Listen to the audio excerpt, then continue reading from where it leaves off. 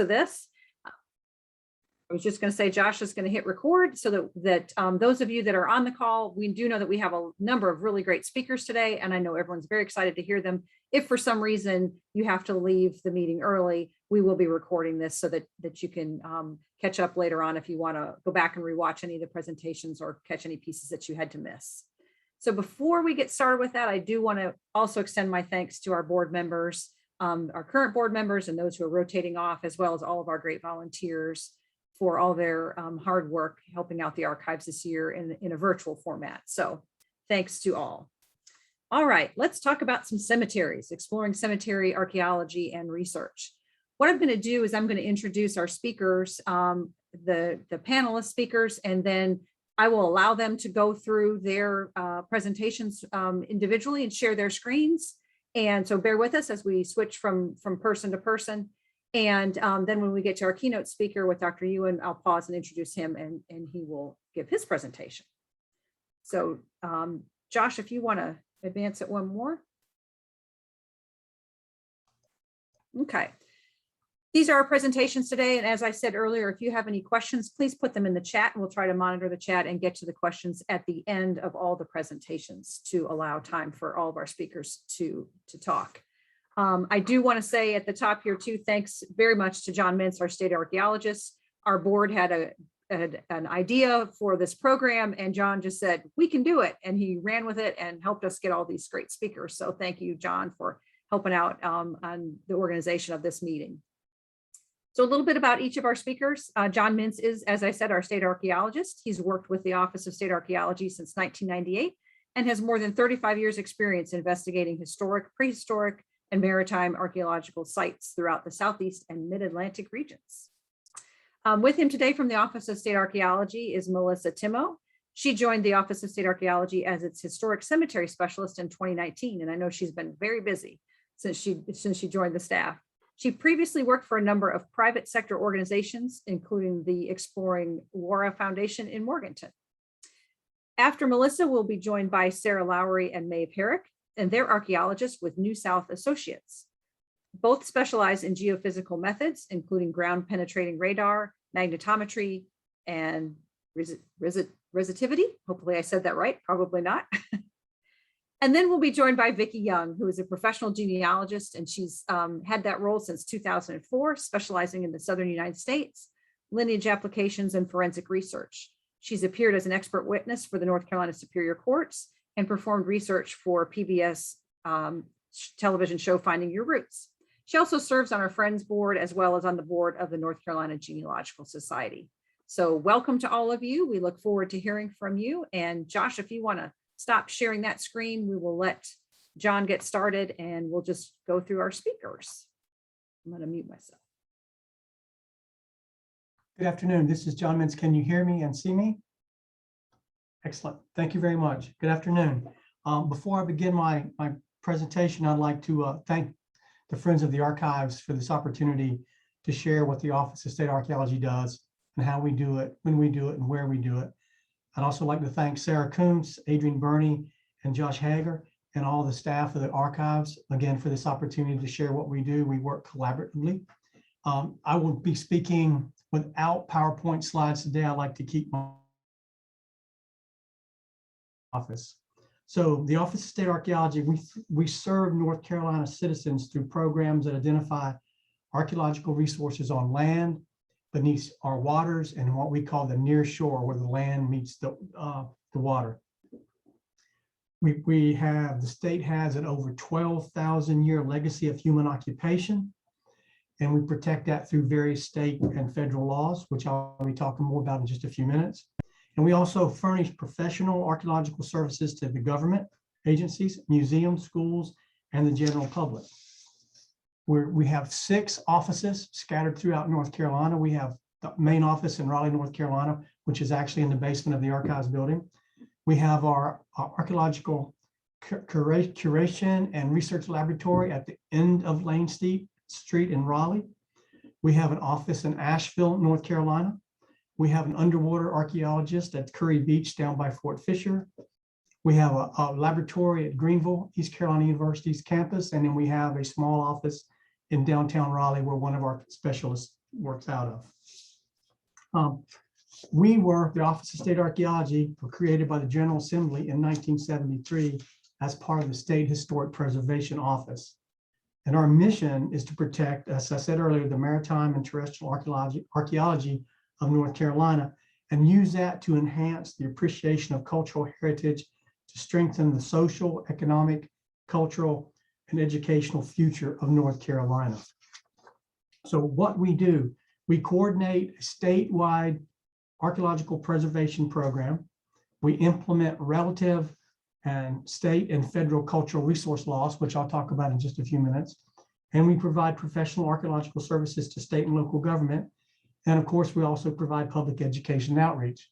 In about the last 2.5 years, a lot of our professional archaeological services have been advising other governmental agencies, state agencies, and individuals on how to deal with cemeteries, suspected cemeteries, burials, and/or suspected burials. That ties into our public education and outreach, which Melissa Timo is mainly responsible for conducting several cemetery workshops. So just most recently, I like to say we've got into the cemetery business to try to protect the cemeteries and give a voice to those that no longer have the voice. And this will also be of interest to the Friends of the Archives. We currently have over 50,000 archaeological sites on record in North Carolina at our office. We also have over 8,000 reports. Now, these reports and these sites often are cemeteries.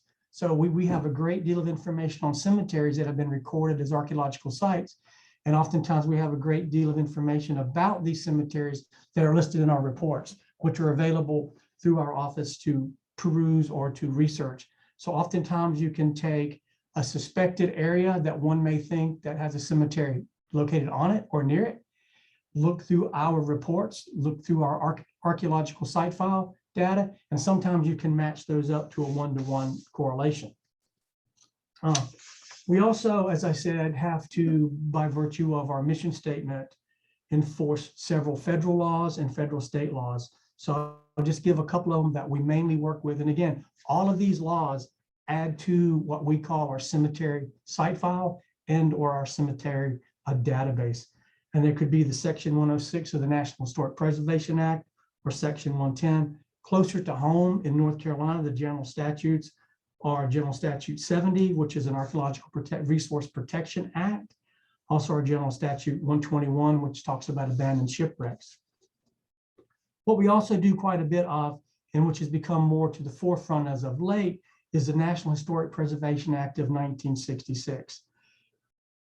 In past, it was difficult, not impossible, but difficult to have cemeteries reviewed, nominated to, and be accepted for inclusion in the National Register of Historic Places.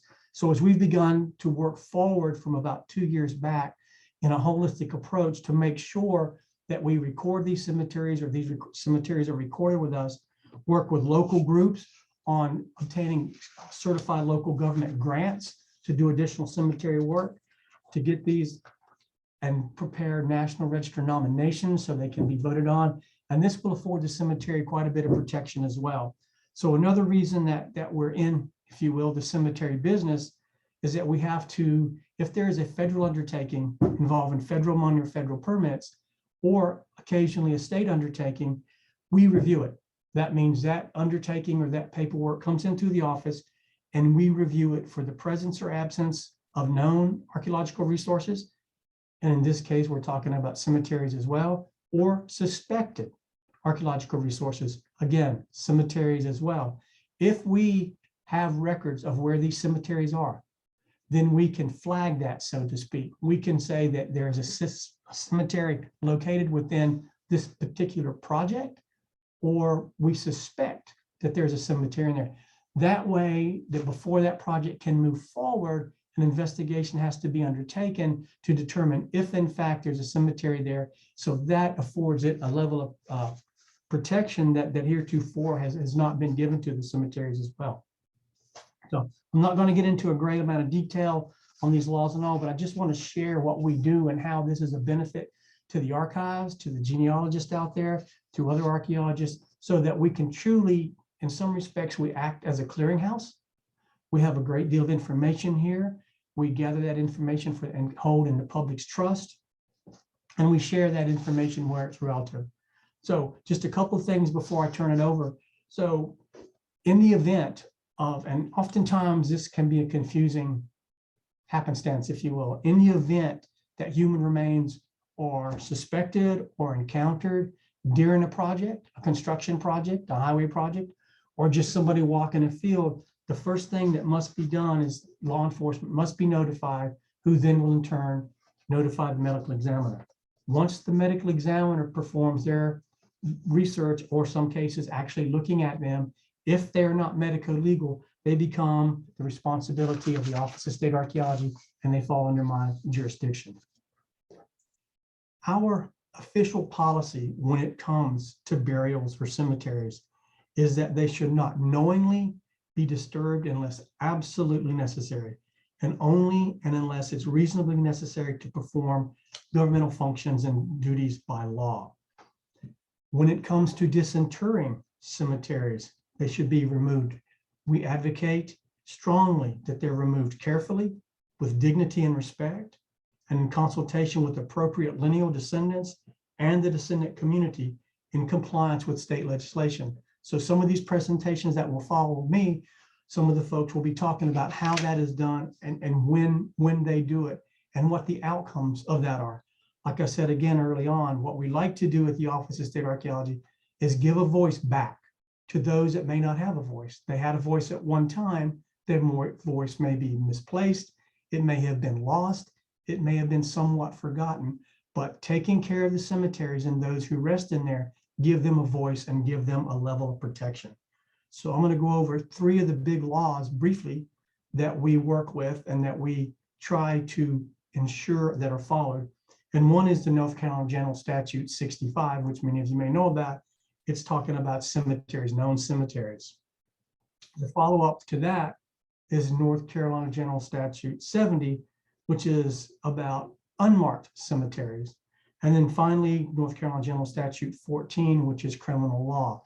A lot of people are under the assumption that cemeteries are not afforded protection by the state, and they're not well versed into what their rights are as citizens of the state and or descendants. These 3 general statutes, which Melissa will talk about a little bit more, will enlighten one and share with how cemetery research is done, whether it just be to find out who owns the cemetery, make an appropriate reservation, if you will, or contact with the landowner to visit the cemetery and collect information from the stones, actually go in the field. So combining that with actual archival information that's stored in the archives or wherever, looking at our, if you will, Office of State Archaeology archival information, which consists of maps and photographs, GIS data layers, reports, files, and also in the field. So that's how we try to work with the public and our other state organizations to make sure that these cemeteries are protected and used. So that's the basis of my program today. I just wanted to share what we do is we're actively involved in the recording and preservation of cemeteries. We're actively involved in sharing best practices with all, utilizing the current methodology on how to record these cemeteries. And we have a very robust workshop program that Melissa has headed up, in which we can actually go into the communities and share this information with them onto how to clean a headstone properly, how or when to employ ground penetrating radar, sometimes magnetometers, sometimes metal detectors, but always with the goal of being to identify, interpret, and protect and share that information with those out there that are interested in that information, and to always honor those that have gone before us. Thank you very much.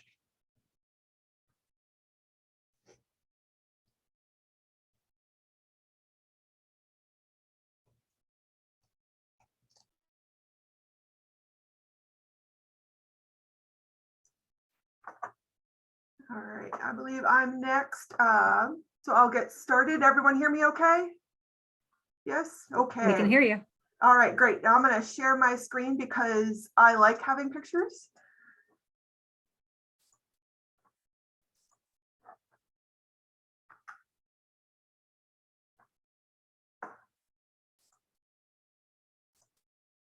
All right, everyone see that okay?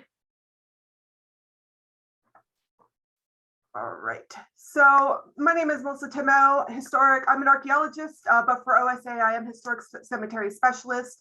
My job is twofold. I help record cemeteries, and I help help people navigate this strange world of cemeteries and what to do about them. I think about them all the time, but that doesn't necessarily mean that everybody thinks about them all the time. So I get lots of questions from the general public, from descendant communities, from municipalities, from agencies about, like, I bought a piece of property and there's a cemetery in the back corner. What do I do with it? Or my family used to own this property and we don't, but I want to visit my ancestors. How do I do that? So I work with people to figure out these best practices, moving forward, management strategies, restoration plans, those sorts of things. So today what I'm going to be talking about is sort of thinking about cemeteries beyond headstones, because I know that for folks, especially focused really heavily on genealogical work, that you go into the cemetery and you want to be able to read the words on a headstone in order to get that information. But I want to come away with this with the understanding that cemeteries are collectively, think of them at the landscape as being significant, not just the headstones themselves. So we'll talk about a little bit about other clues to look for to read and understand a cemetery.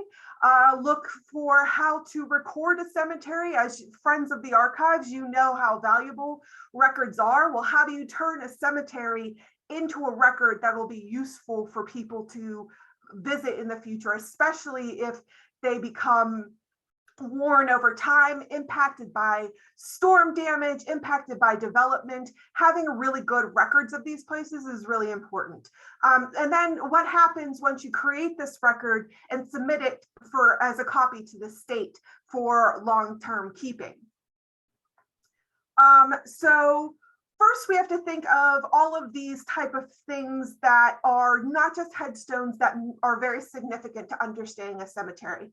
Different communities, different cultural backgrounds, different time periods make their cemeteries or burial grounds in different ways. So yes, you might have, even if you have writing on all of your headstones, spaced or grouped or even rows, all of those things can be interpreted as individual characteristics of that particular community or culture. So it's very important to include all of these different things, human remains, the headstones, layout, artifacts, plants, and the graveside traditions in order to understand a community more than when you went in. Sometimes the cemetery is the only thing left because of development, because of time, because it's associated with a BIPOC community, like an African-American community. The cemetery is the only thing left. So it's really important to get as much information as you can from it. There are, I call them non-cemetery, non-headstone features, and these take the form of lots of different things. And as soon as you start noticing some of them, that little bit of knowledge will help you pick them out really clearly the next time you're in a cemetery, especially one that's not been well maintained or that's really rural.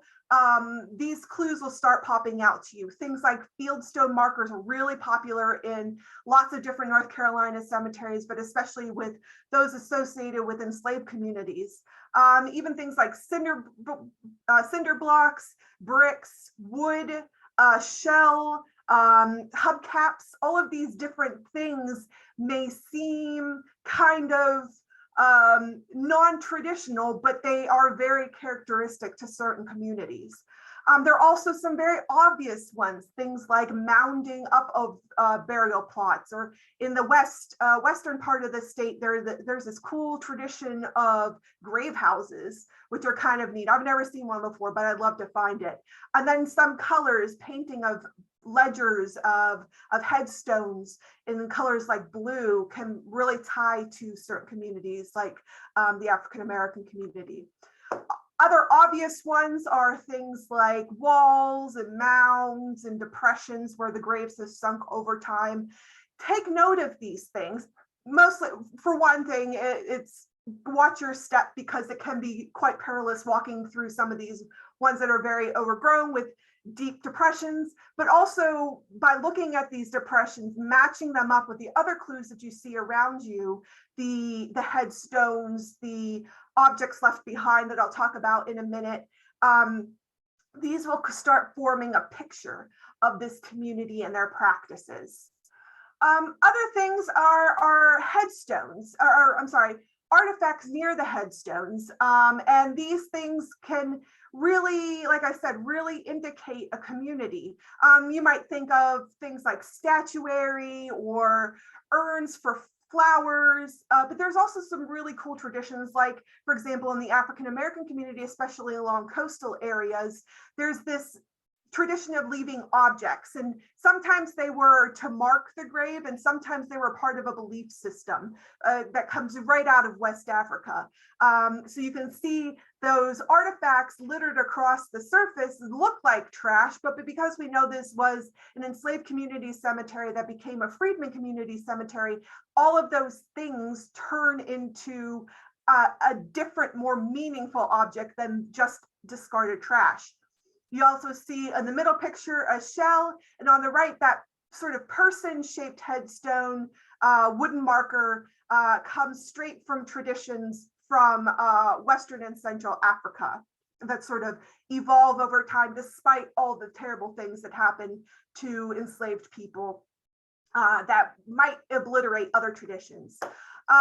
Some of these, you can see additional examples, some cemeteries where they're called swept or scraped floor cemeteries.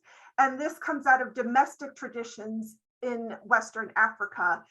So these were all purposeful decisions by people with their cultural background. So it's important to note that their name and their death date, their birth date, but also the things that are around them in order to get a more complete picture.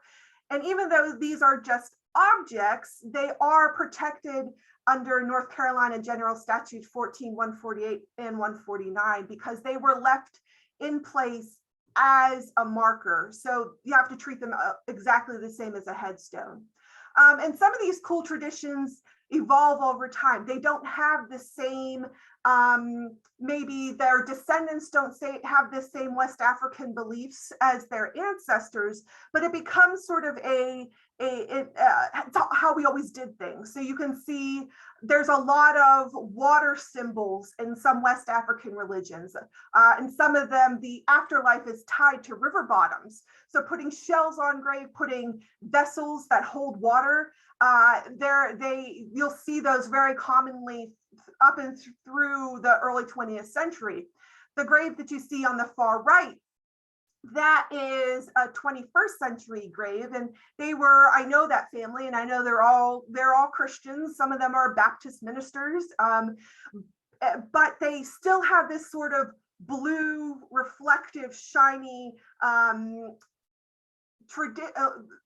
evidence of the tradition because they left the florist pebbles that have that same reflective quality that water has, but in sort of a modern way. So it's not necessarily shell, but it is sort of carrying forward a tradition that their ancestors used. On the other hand, though, there are many cemeteries that are associated with enslaved communities that look absolutely nothing like that, especially if you move further into the Piedmont and into the West. A lot of those traditions don't continue that way for whatever reason. We're still researching to try to figure out why, yes, on the coast, but no so much in the Piedmont. And so you might see something like this where there's only fieldstone, and this is in Asheville. So even that, it requires some really careful eyes because Asheville is in the mountains and you expect stone in the mountain. So we have to look at the patterns of those stones. Do you see how some of those are tall and thin and upright versus a stone on the ground? So always keep your eyes open. Another thing to look at is plants. Plants have there's lots of non-native or plants, grasses. Periwinkle is a very prevalent one. Different trees, yucca. All of these things were often planted, some with cool stories or traditions behind them, some because they were somebody's favorite. You see daffodil bulbs in some places. And much like the artifacts, these things are also protected under those general statutes because they were also planted on purpose to act as a memorial. So if you're considering cleaning up a cemetery, be aware of weird plants because they could be markers that you need to take into consideration. Now, as you move on and you start recording things and you want to do more in-depth research, there's lots of cool things that archaeological teams can do to help you learn more about, especially unmarked graves, how many there are and how they're distributed. I'm not going to be talking, I'll be leaving that to Sarah and Maeve's presentation, but there are lots of opportunities to help you figure out more about a cemetery as some of those surface things are sort of missing, or say the cemetery has been impacted by something like a plow for several centuries, where the surface stuff has been eliminated. There are ways to find out information by contacting an archaeologist. So one thing that people are concerned about is being able to get the information from the headstones themselves. And there are lots of sort of interesting ways that people try to do this to make the letters stand out more. They will put chalk or shaving foam or cornstarch, or they'll try to clean it really aggressively or use power tools. And generally speaking, all of these things aren't great as far as recording information goes. It's kind of surprising how much garbage is in a lot of these things. Even things like chalk have lots of chemicals and minerals that are really sort of detrimental to stones, the patina that's protecting the surface of stones. Not to mention that you don't want to ever touch or lean on a stone too much because you don't know how stable it is. And it doesn't take a lot of work to bring a 300-pound stone down on you or your friend. So a lot of these things that are kind of common, I would try to avoid. Even something like flour or cornstarch doesn't have those chemicals in them because they're food things. But if you don't clean that stuff off completely, leave even a little bit of that behind, it might start to get into those fissures, invite things like mold and mildews and lichens and critters into that stone to make little micro fissures into big fissures that cause the front of the headstone to fall off. So I tend to recommend, and the National Park Service recommends, avoiding adding any elements or leaning at all, say to do a rubbing on a headstone to protect its integrity so that it's there for a long time. If you're looking and if you've never recorded a headstone before, it's important to record things exactly as you see it. Do not make any interpretations. Do not assume. Do not put correct grammar, spelling, or punctuation, because all of these things are clues, right? Capital letters as capital letters and lowercase letters as lowercase letters.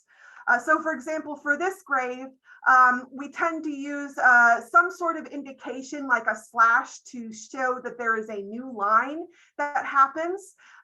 So for example, August 13th, you could assume that that's 1946, but if you're not 100% certain, then you leave some sort of indication of a blank where that's sort of a question mark, or you could put a question mark. I've seen some people use question marks. And I know that this is a poured concrete marker where they used a letter set to impress the letters. And I know for a fact that the 6 is broken in a number of other headstones in that cemetery, but still it's better to not presume. And then you see there down on the bottom, forgotten is misspelled. And these things are interesting because they talk about education level, but sometimes you can almost hear somebody's accent through their misspelling. And we know that this guy, because of his misspelling and his broken 6s and 9s, that we see him making other headstones in other African-American cemeteries across the Florida Panhandle because of these little clues. We know it's the same guy. Instead of them passing that letter set to share the letter set with other people making headstones, we know it was the same person because he makes the same mistakes everywhere he goes. Things to help you read a headstone if you're having trouble. Pictures are really high quality pictures with raking light, either taken it early in the day or at the end of the day, using a flashlight, using a reflector. These things will help create relief in order to read the headstone better. Use cleaning methods that are appropriate, something like water and a soft natural or plastic fiber brush to clean them, or just splash water on it and you'll be able to see things a lot better. The reflector is things like you can see at the bottom, sort of to cast, or a mirror to cast that raking light across, like at a 45-degree angle. I also recommend, if you're going to take photos, add in a scale, add in a north arrow. You think graves are supposed to be east-west, but that's not always the case. The landscape, somebody starts off wrong in the beginning and everyone follows suit. These things are important to note. Take pictures of all sides of a headstone and any elements in a cemetery. If there's a headstone, a footstone, and a yucca plant, take pictures of all 3 separately, take a picture with all of them together so that we can keep track of these places and how they change. A photo board you can see in the center there, or a whiteboard. You can get photo boards on Target right now, they're super trendy, will allow you to clearly write down, this is in this section of the cemetery or the northwest corner, it's the 3rd row back. Your information people, your archives people, you know how valuable having precise information is, and that's what a photo board or a whiteboard will allow you to do. Photos are important because they are great for comparison. If there's a storm event, you can see how things have changed. And if there is a storm event and there's grant money available, usually they want to know what things look like before to prove that the damage happened because of the storm. We also recommend you go and take pictures every 5 to 10 years just to show how things are changing over time. Take pictures of broken things, take pictures of things that are sinking, take pictures of the depressions. All of these things help. Mapping is really important for cemeteries. First, we want to know where it is on the landscape or where it used to be. In the example of the picture on the far right, a cemetery was moved. They said it was moved, but the descendant communities aren't really sure if everybody went when they moved or if some people are left behind. So they made a file for where the cemetery was just in case their suspicions were proven correct. We also like to encourage people to make rough plan view maps or bird's eye view maps to show where things are, which are super useful if there's a storm or some sort of other type of damage occurs. Like that's a corner of 2 streets. Cars end up in cemeteries all the time. There are lots of places where you can get great forms to help you document vandalism and cemetery assessments and all sorts of things. I like to show off the Chikora Foundation. I'll have their link is there on the bottom underneath those images. They have great forms that are free and that you can use straight up or adapt to how you need it. The big form that we encourage people to do is the North Carolina Citizen Cemetery Reporting Form. This is opening one of those files that John Mintz talked about, recording it with the state. I know that lots of cemetery surveys happened in the past, but not all of them are reported on the state level.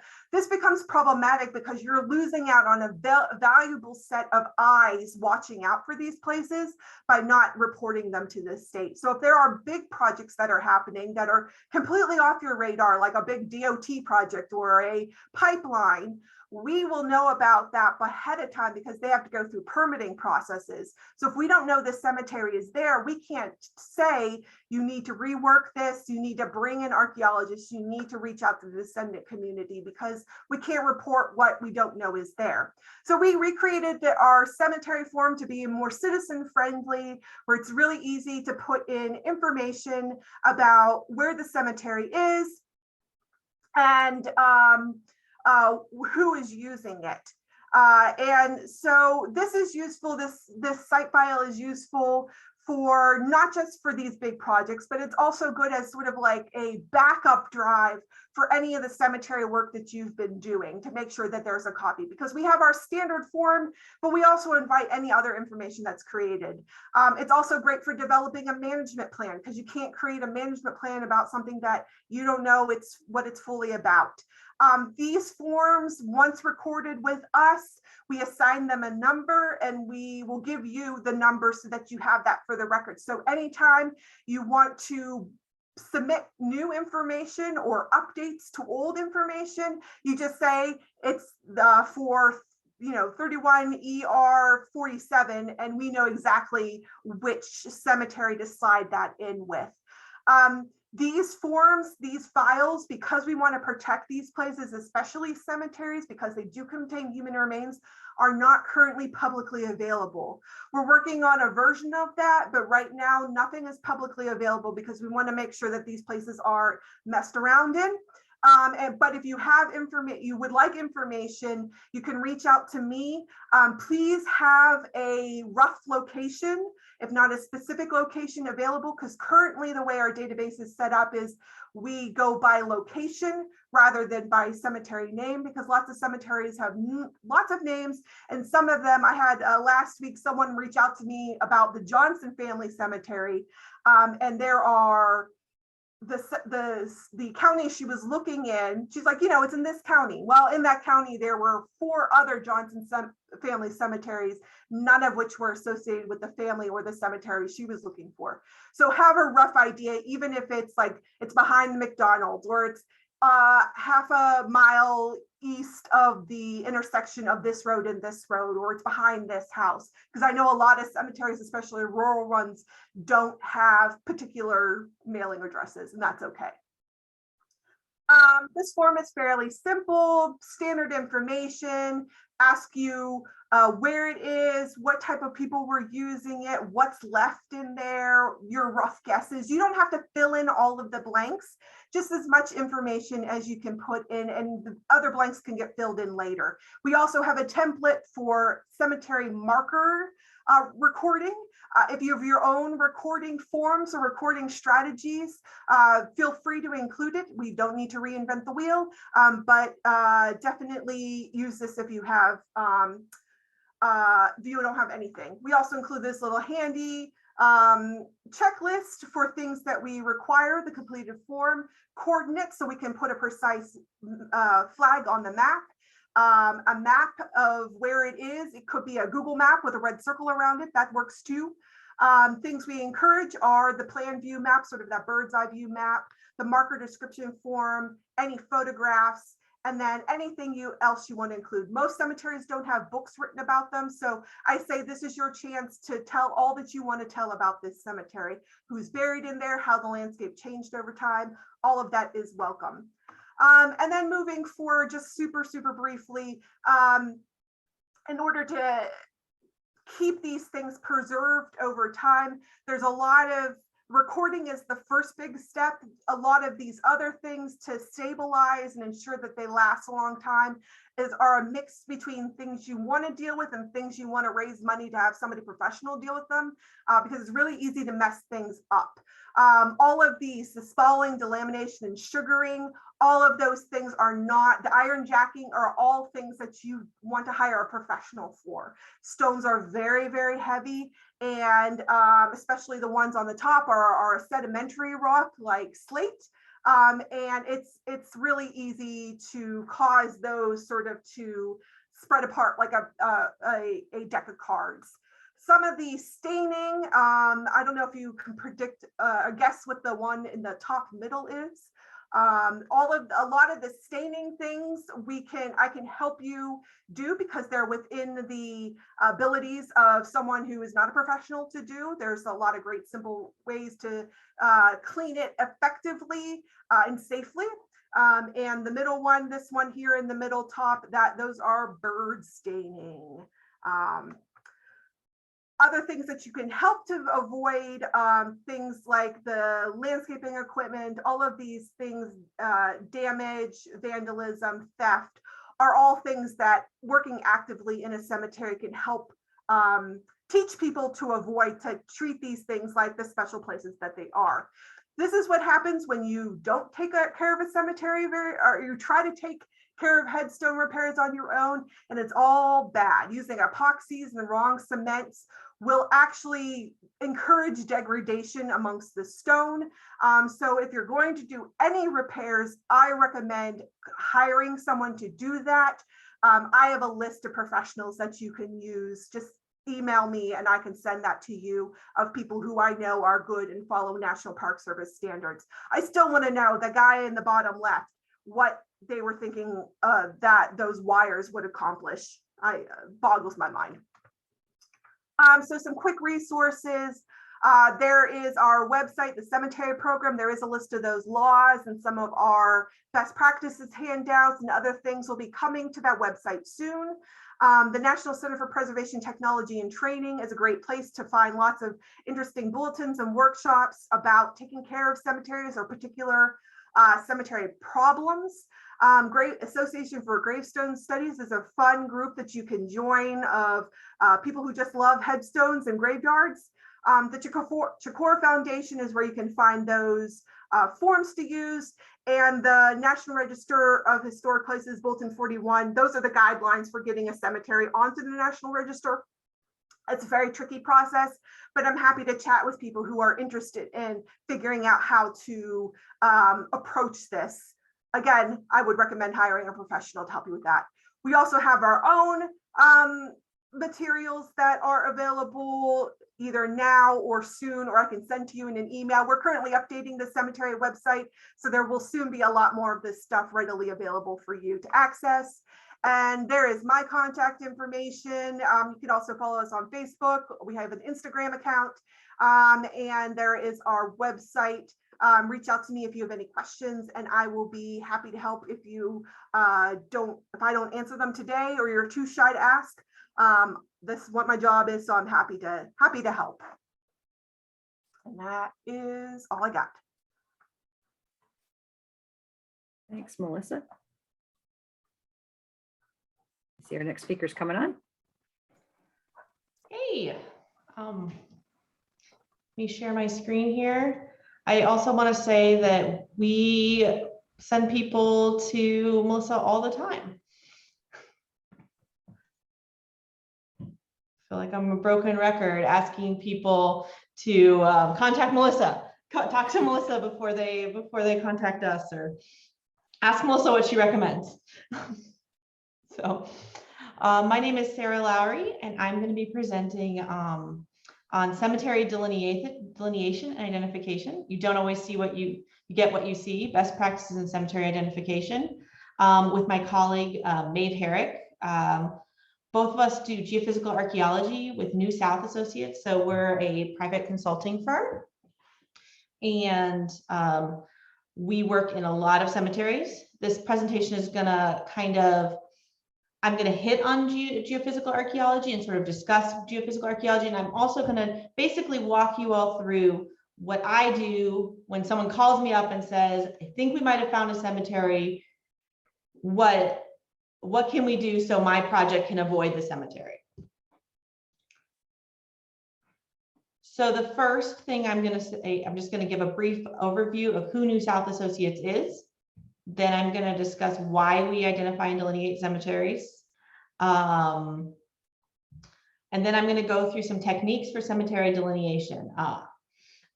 And these techniques are going to range from the simplest and the least invasive to the most specialized and kind of the most challenging. So starting with archival research, marker mapping inventory, pedestrian survey, cadaver dogs, probing and penetrometer, geophysical survey, and then kind of removal of topsoil. And then I'm going to end with a whole bunch of websites, kind of like Melissa did.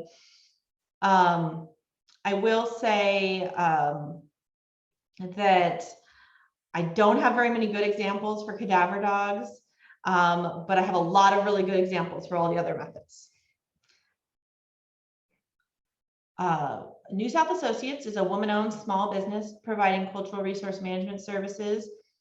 The departments include archaeology, history, we have a full laboratory. We also have geophysical, mortuary, and museum studies programs. And the geophysical program and the mortuary programs work together a lot on these cemetery projects. So some of the things I'm going to be bringing in are actually from our mortuary program, not our geophysical program. In a cemetery context, we are employed by a variety of people, including developers, nonprofits, descendants, and state and federal agencies.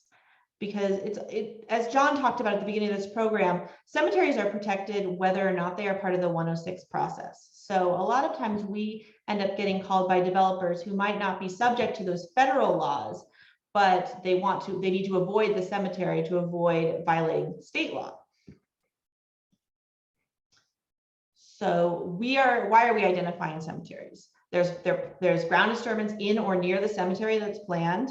Either a development is going near a boundary. We talk to a lot of housing developers, people building housing, or the cemetery wants to place future interments within the cemetery and they need to make sure they're not going to hit unknown graves.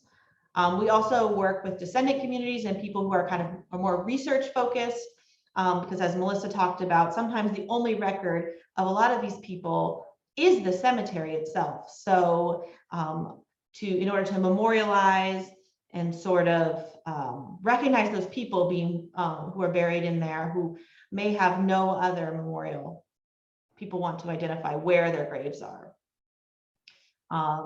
Something else we've all hit upon is that cemetery markers are only one way to identify graves in the cemetery, and those markers can be very unreliable.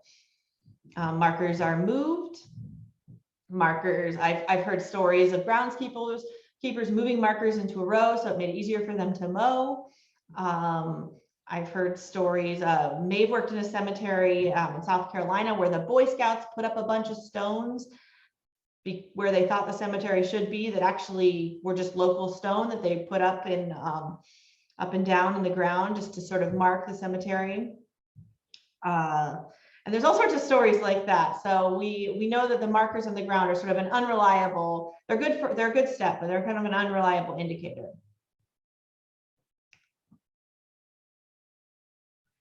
Okay, I'm going to get into kind of the bulk of my presentation now and just sort of walking you through from the easiest ways to the most complex, how we identify and delineate cemeteries. We're going to start with archival research, which is kind of the beginning, which is the thing I think is the most approachable for everyone here, looking at maps and records, and then going on to pedestrian survey, marker, which is sort of something Melissa talked a little bit about, and then I'm going to talk about marker mapping and inventory, cadaver dogs, and then the more subsurface testing methods, including probing, geophysical methods, and the removal of ground surface. So archival research, this is going to be talked about by a lot more people than me, so I'm going to just very briefly hit on this and then give kind of an interesting example. Archival research is incredibly helpful to determine who might be buried in a cemetery. We look at, if it's a family cemetery, was it a large family or a community cemetery? How many community cemeteries are there? What was the population of the church if it was a church cemetery? Were these people, if it was a family cemetery, were these people enslavers? And at that point, where are the enslaved people buried? Do the records indicate where family members might be buried aside from the cemetery? Is there a church cemetery with people of that family buried in it? Where was the house? Where did the family live? Where did the community live? How many people lived in the community?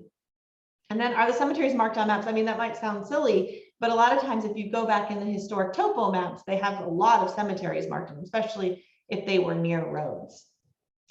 And someone in the comments had mentioned looking at the historic cemetery surveys.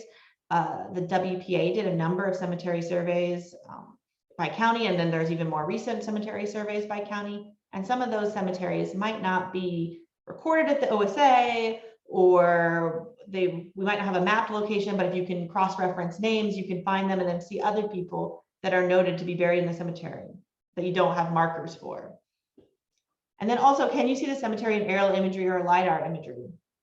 When you look at historic aerial imagery, can you see what we call them tree islands? So if you look in the middle of an agricultural field, are the farmers kind of suspiciously plowing around an area, leaving some trees up in the middle of the field, right? Somewhere where you're expecting a cemetery. You can look at property boundaries. Sometimes you get very strange cutouts in property boundaries for cemeteries. We also have seen in LiDAR imagery raised areas where cemeteries are, just from generations of plowing around, and maybe even if they've let the vegetation regress, you might still get a little bit of a raised area. The example I'm going to use here is the Phillips Cemetery, which is in North Carolina, Lenore County. And when we went out there, there were only 4 marked graves in the cemetery, and it was surrounded by a cornfield. And this was a developer who reached out to us because they identified those 4 graves, and they weren't 100% sure where they should put their kind of land cutout for the cemetery, where they were going to avoid developing to allow for the preservation of the cemetery. So we went out there, and there are 4 graves. It looked like it was perfectly marked. There's a fence around it. They have a cornfield there around it, so they've been avoiding the cemetery for a while. But then when we looked at the archival records and the family records, we realized, first of all, in the cemetery survey done in the, I think it was the 1930s, they had, I think it was 8 people listed as buried in the cemetery, and there was only 4 markers, which is suspicious. And then we looked at the census and the property records, and we first found out that it was a large family living in the area and that they were enslavers. So we recommended a GPR survey to identify the cemetery boundaries, and we did a bunch of archival research and map research. When we looked at the maps, Maeve looked at these maps, and she brought up these maps from 1993 and 1998. You can see in the center image, 2006 and 2008, and she realized that up until even 2008, there was a whole area of the cemetery to the north that had been subsequently plowed over. I think we were out here in 2020. And then we did the GPR survey. You can see the red box around that, and we identified about 7 or 8 additional graves in the area. Sorry, 10 additional graves in the area, which very much aligned with the family records. And of course, with the GPR, we can't determine who was who. We do have some of those names from that WPA survey, and we were able to look at some of the family names that we couldn't find buried in other cemeteries in the area. So some people that we knew were members of this family and we couldn't find buried in the local community cemeteries. And that isn't 100%, partly because find a grave isn't perfectly reliable, and these cemetery surveys aren't perfectly reliable, but we could have some idea of who might be buried in that cemetery and who might not. So then we were able to put a much more realistic boundary around the cemetery, and we added a little bit of a buffer around that in order to be extra sure that we were protecting the cemetery. And we could give that back to our developer, and the developer could say, okay, feel more confident that they were avoiding the burials here.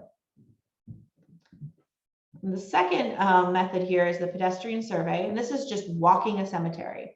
Melissa talked a little bit about this, how some things that not all markers are stones. So you need to look for our formal marker stones. So you need to look for those field stone markers, vegetation, depressions, looking for landform changes, funerary offerings. Also, one thing I'd add is the age of trees. Sometimes in older cemeteries, we'll see an area where even if the vegetation hasn't been allowed to sort of regress and completely overgrown, we'll see an area where there's a number of large trees around the boundary, where they haven't logged the trees historically. And that might be a clue that you're in the cemetery. If you see a lot of old oak trees, particularly around the boundaries, I see that a lot in African American cemeteries, or large cedar trees. This can work really well when it's coupled with archival research and mapping, and also looking at those historic maps. This example here is in Dilla County, South Carolina.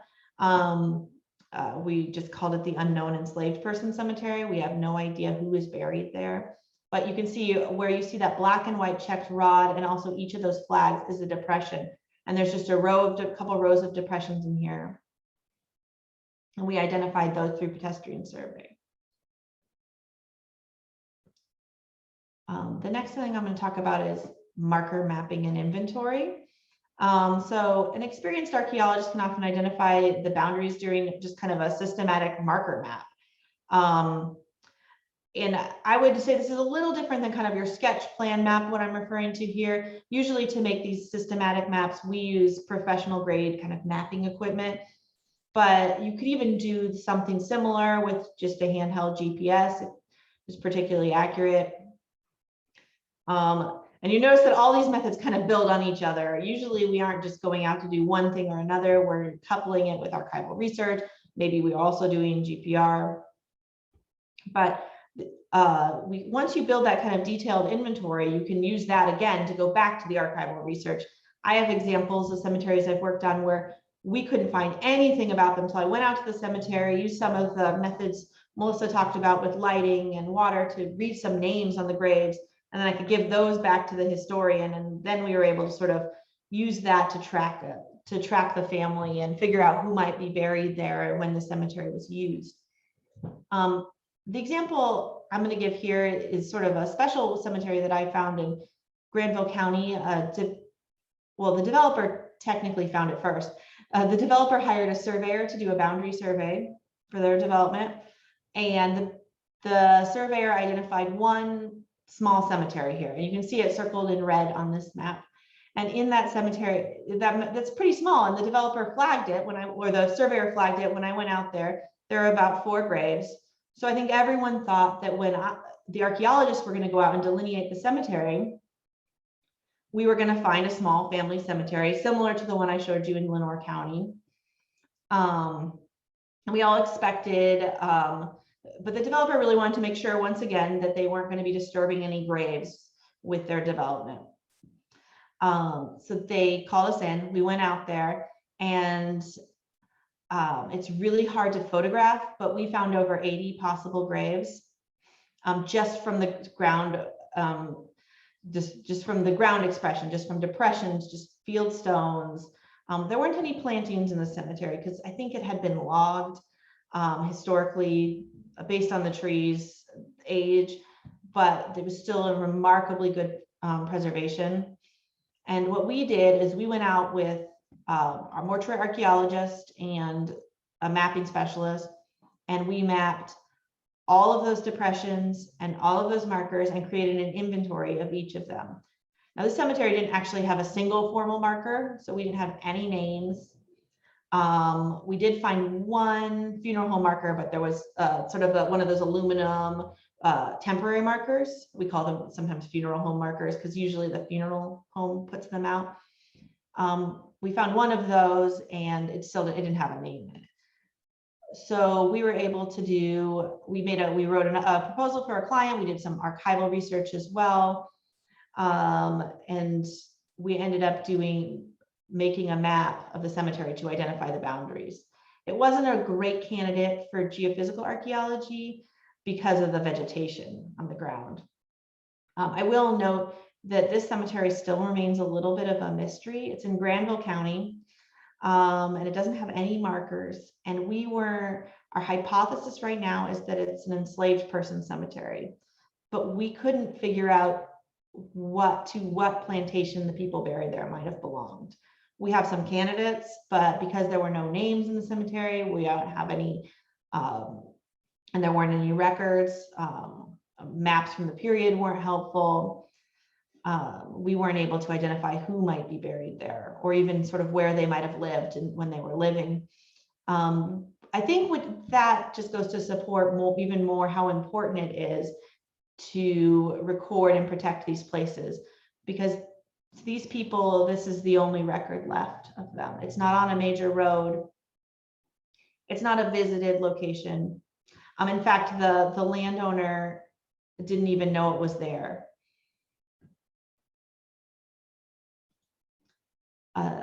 The next thing I'm gonna bring up is cadaver dogs. They're just pretty cute, so I had to show some pictures.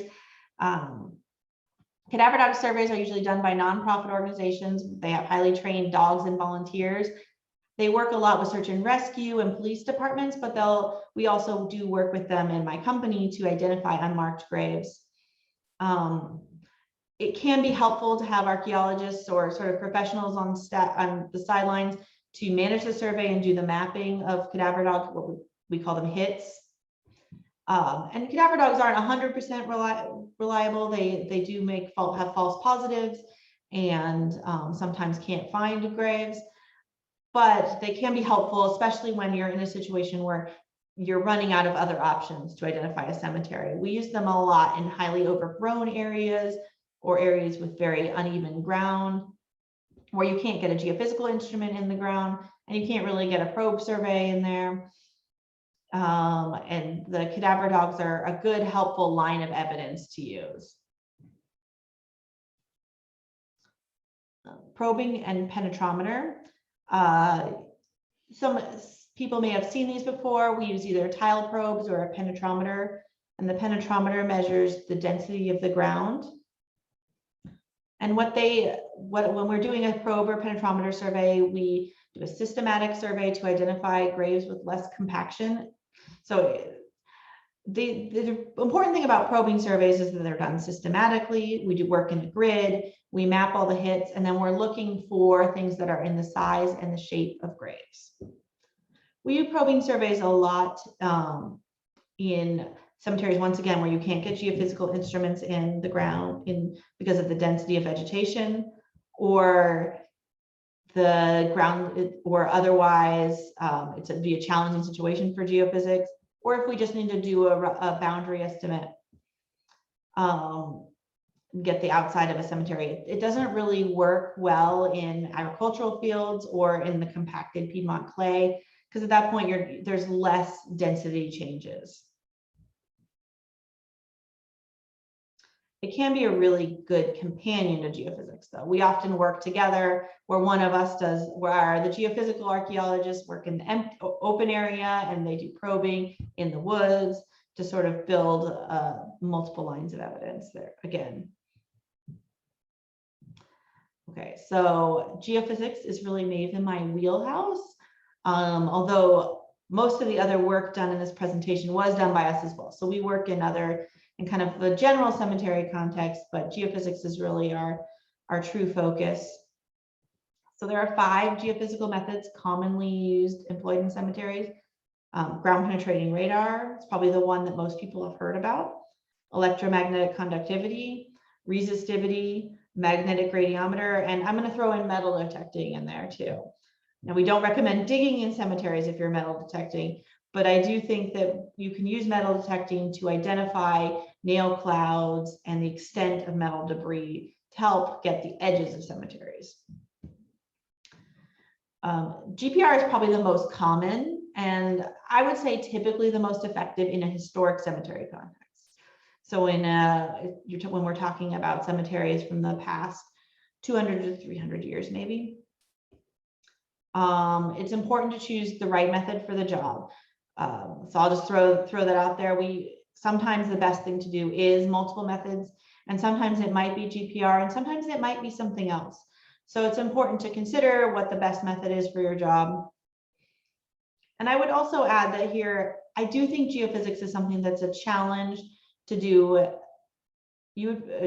as an amateur or hobbyist. It is probably what I always say this, it's the hardest thing we do in our geophysical department is work in cemeteries, because these are very, very subtle reflections.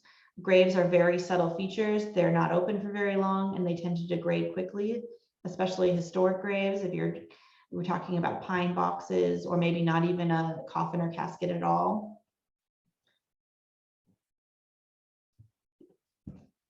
So I'll start. I'm just going to focus on GPR in this presentation because it is probably, like I said, the most common historic cemeteries. I'll start out by just saying GPR works when there's a contrast between the features of interest and the surrounding materials. So you have to have something to reflect the GPR and the electromagnetic energy from the GPR. And that may include a soil change, it may be the grave shaft, it may be the actual decedent, although that's probably the most rare. If there's nothing to reflect that energy, GPR may not be effective in your cemetery. There's no contrast between the grave shaft and the surrounding soils. It may not work. So the way GPR works is electromagnetic energy is sent through an antenna that reflects off of changes below the ground, and it's recorded by a receiving antenna. We measure and record the strength of the reflection and their two-way travel time. We collect a series of profiles like what you see right here in black and white. And then those profiles are collected in plan view. And then we use that information to create a series of slice maps, in plan view. These would be in profile view. And you can compare a profile to if you were to go to a road cut on the side of the road and kind of look down. That would be what would be sort of the equivalent of a profile. It's sort of a two-dimensional view below the ground. We put those together. We make this what I like to think of as a big block of three-dimensional data with all the profiles lined up in order. And then we slice that down. And slicing it down is sort of the equivalent of digging an excavation unit or going through the earth horizontally, level by level. I always include this slide on how does GPR not work. This actually can be true of any geophysical method. It's not like the movies or TV shows. There's really no instant results or magical information right away. Interpretations are made through careful analysis of the profiles and plan view maps. We use the knowledge of the site context, we use archival research, we use historic maps. So we go in there and we talk to the descendants. And so we have an idea of what we're looking for before we go into the cemetery, how people were buried or where they might be buried.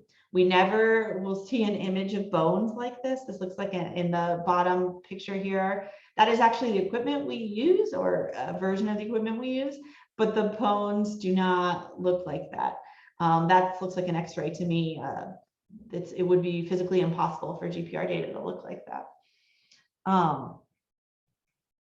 We definitely don't have a crew follow. Well, I definitely don't have a crew following me around with the backhoe digging up, and I can just point where graves are left and right.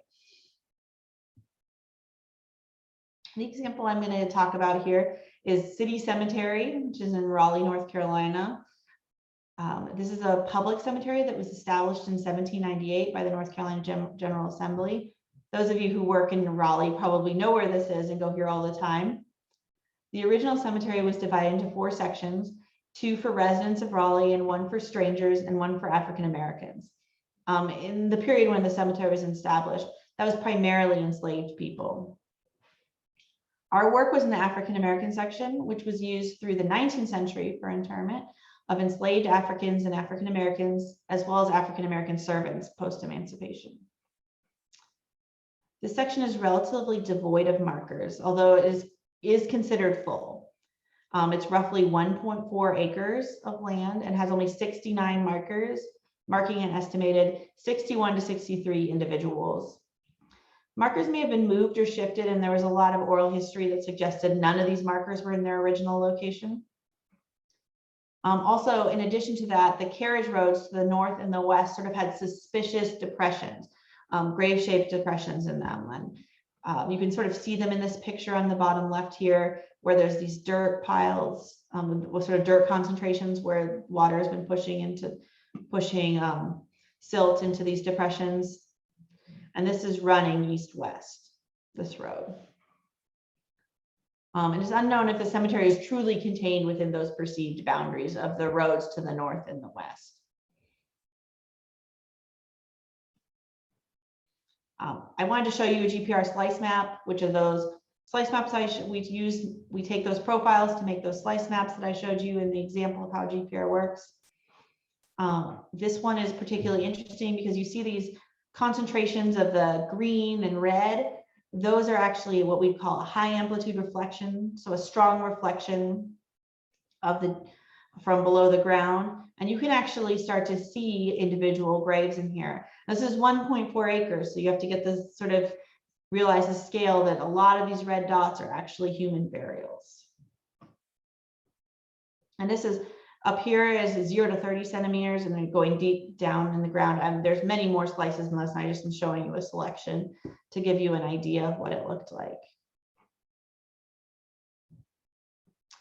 We recorded 1,112 possible graves. We did not assume that any of the markers were properly associated with interments. In this case, the cemeteries of the poor, disenfranchised, and enslaved can often appear on the surface to be sparsely used. And this can present a really stark contrast with the densely featured paid plots. If you look to the north, that's one of those white, one of the white sections of the cemetery. You can see that there's just dense markers. The cemetery is very full if you've ever been there, and it's full of beautiful historic markers. But if you come down to this African-American section of the cemetery, it looks like it's fairly empty, an empty field. But once you see the GPR, it really isn't. And in addition, there's graves all along underneath the carriage road or possible graves. Now when we interpret GPR data, we usually interpret it with the idea that a false positive is preferred to not identifying a grave. So we would rather identify something that has some of the characteristics of graves and call it out as a possible grave rather than miss a grave. That's not to say we don't occasionally miss a grave, because like I said earlier, ground penetrating radar is dependent on those contrasts. And if we don't have enough of the contrast, we might not be able to see the grave. And it's definitely an interpretation when we're looking at this data. There's nothing that beeps, no X comes up on the screen, and none of the software can read the data for us. It requires an experienced person to go through each of those profiles and mark possible graves, look at the size, the shape, the orientation, and the type of reflection to identify what might be graves. The last, kind of the most invasive, as I was going through the least invasive to the most invasive, would be subsurface testing, or topsoil, which is topsoil removal. This does not, when I'm talking about it here, it does not involve the excavation of graves. The exhumation and the disinterment and removal of graves is a separate process. Usually the removal of topsoil is done to look for soil staining. You just take off the top, it depends on where you are, how much it is, 30 to 50 centimeters, maybe less, maybe more, to look for soil staining associated with the excavation of the grave shaft. Now, this should be done under the supervision of a qualified archaeologist. This is one of those things that we don't really recommend people go out and do. And it also should be done in consultation with the Office of State Archaeology. I would say that typically we have a conversation with Melissa or John or the archaeologists for the county where we're doing this, just to let them know that it's happening. Although once again, it is not disinterment and removal. And you can see in these pictures, often we use heavy equipment to help us take that topsoil off, and then a person comes in with a shovel and scrapes it smooth so you can look for the staining. And if we did find staining, we would map it and then typically cover it up again with that topsoil. Often when we're going in to do this, it's just to get that extra level of assurance. We know where the graves are. We didn't miss any. This is really the method we recommend if someone absolutely 100% needs to know exactly where all the graves are. And even then, it's not foolproof, because sometimes there might not be a grave shaft left, but it's probably the most reliably method. And finally, I'm going to end here with some resources. A lot of this information that I talked about is available in this practical guide for developing effective scopes for work for geophysical investigation of cemeteries. It's a terrible title, but New South wrote this for the Transportation Research Board, and it's available publicly and for free. And it has a lot of charts and tables and information to look for when a site might be suitable for geophysics, what type of geophysical instrument to choose for your survey if you are considering geophysics for a cemetery. The second one I'd recommend, the Society for Historical Archaeology, has a lot of really important resources and information about abandoned burial grounds and how to identify and record them. And then I just put a list of historic map sources if you want to go dig into some of those historic maps to look for cemeteries, or if you know where you think there might be a cemetery, you want to see if it's on the maps or any of the aerial imagery. NC OSA has some great imagery. The USGS historic topo maps are very useful. I definitely check them for every project we do.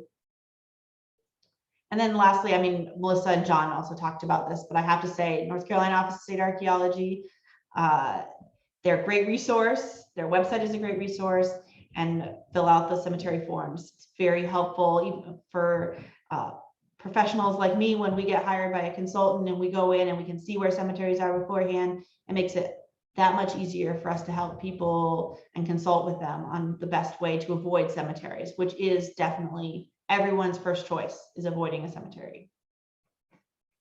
Okay, that's it for my talk. If anyone has any questions that they don't want to ask, I am available. You can get my contact information through New South Associates website, or reach out to the organizers. I didn't put it in a slide here, and I apologize for that.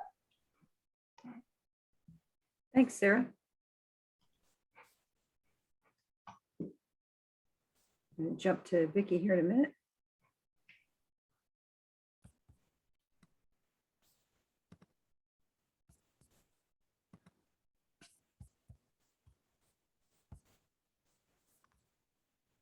All righty, let's see if I can get this going.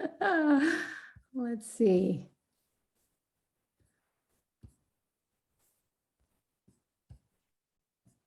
Let's give me a sec.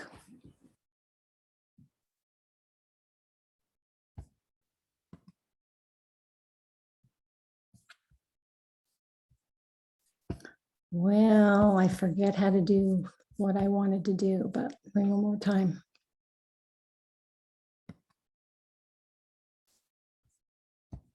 Vicki, that's presenter view. Yep. I Okay. just, thank you. I'm trying No to, problem. how to get to the advanced thing real quick.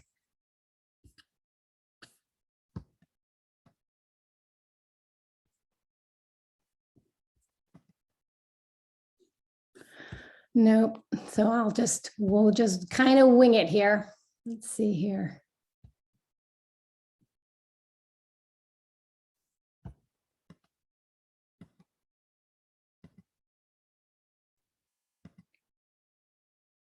I apologize.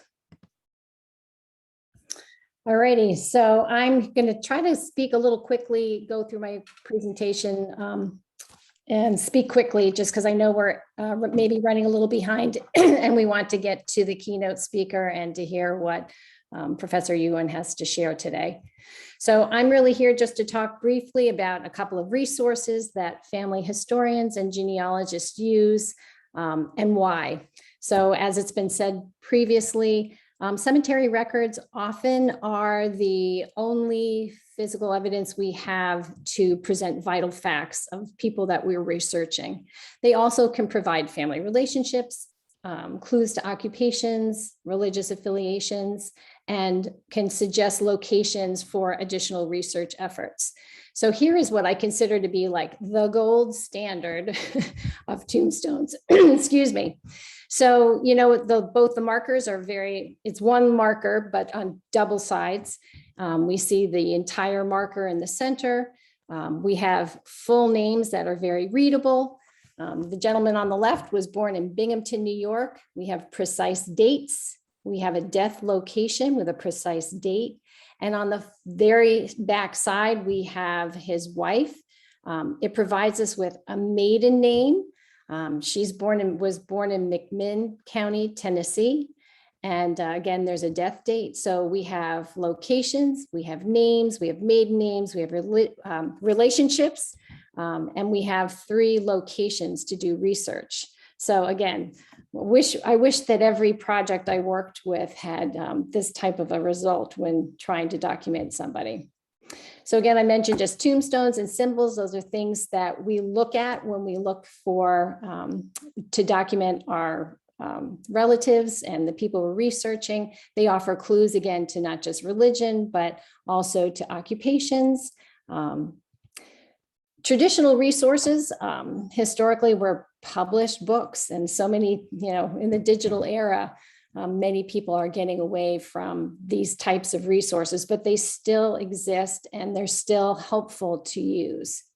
Of course, we have online resources now. The two most popular are Find a Grave and Billion Graves.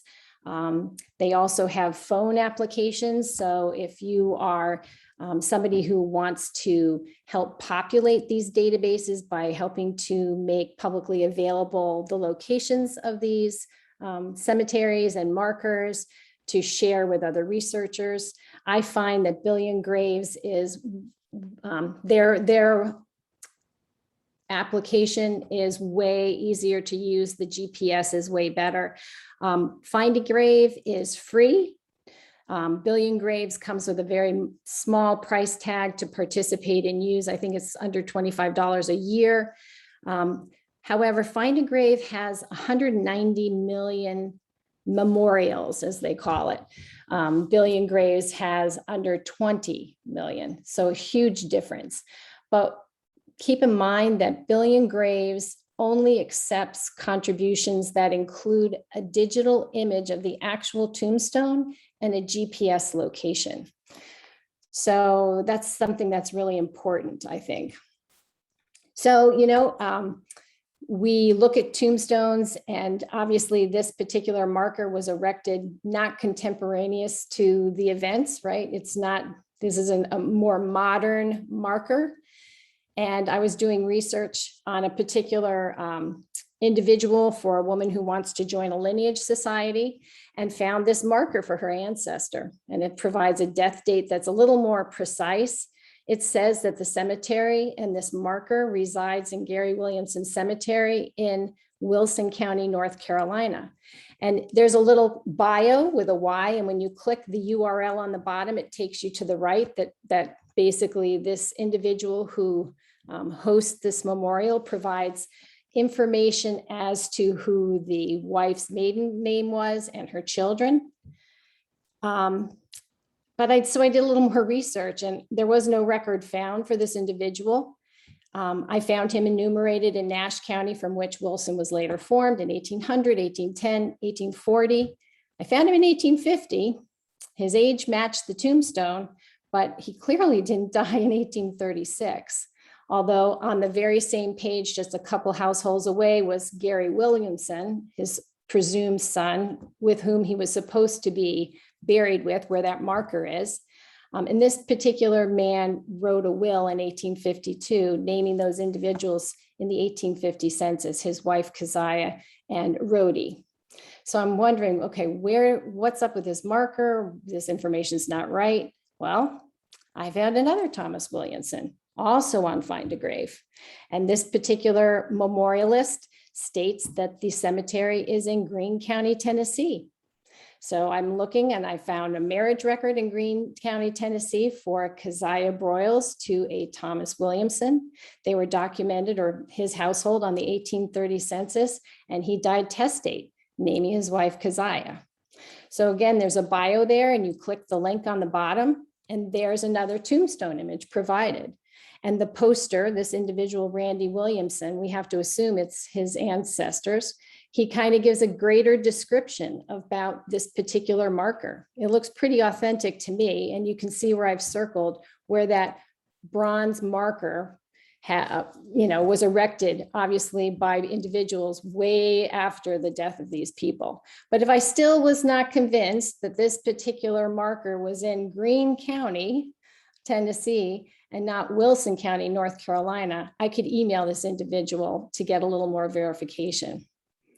So in my work, I think a picture is worth 1,000 words.